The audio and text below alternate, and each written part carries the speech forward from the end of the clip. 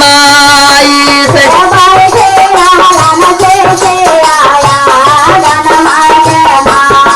उनका ही कुछ ना रहे तो कहलिया ना घर वाले ना घरवा जलावा से काऊची से चारा ना पा खरियाई गे माई से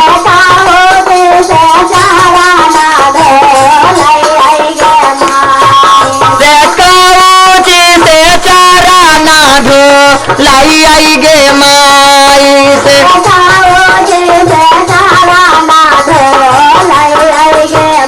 आई से काऊची से चारा ना धो लाई आई गे माई से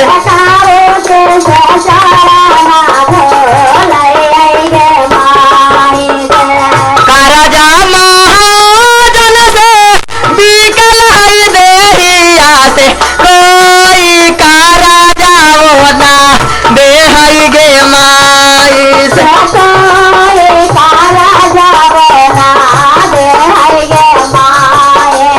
कोई कारा जाओ ना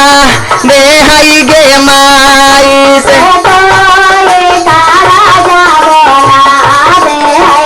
ऐसे लगा है जहरवा खाए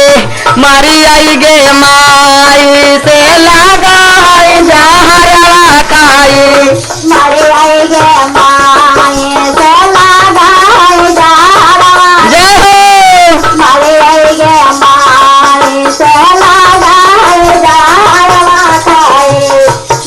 काहे लागी सीसिया जा हर खाई मारावा से तोहर कर जा माही को रहबो गे माई से तोहर कर जा माही को रहबो गे माई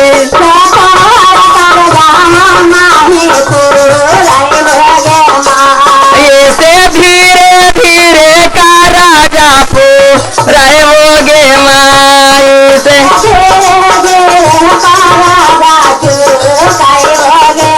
बारहे परिसवा पर शिव गुरु आयलन से बैठे रहलन आया गनवा गे माई से ऐसे बैठे रहलन आया गनवा गे माई से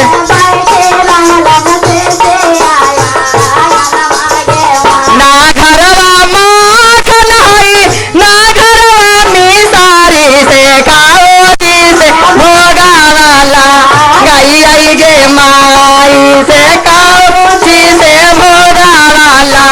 गई आई गे माई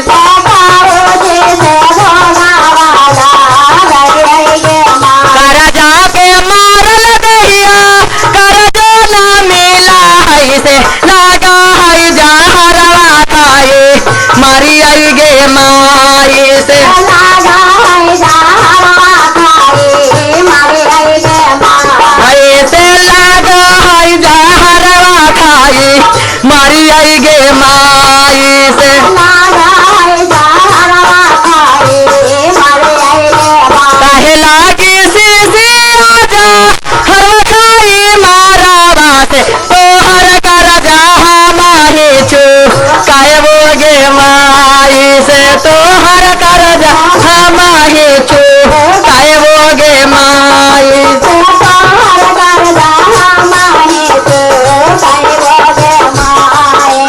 हम ही आई दुनिया के रखा वल्लवा गे माई से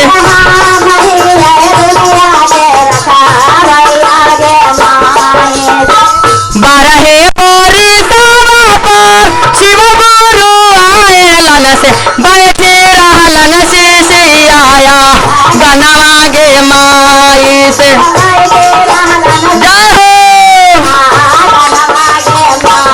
ऐसे बैठे रहलन आया गनवा गे माई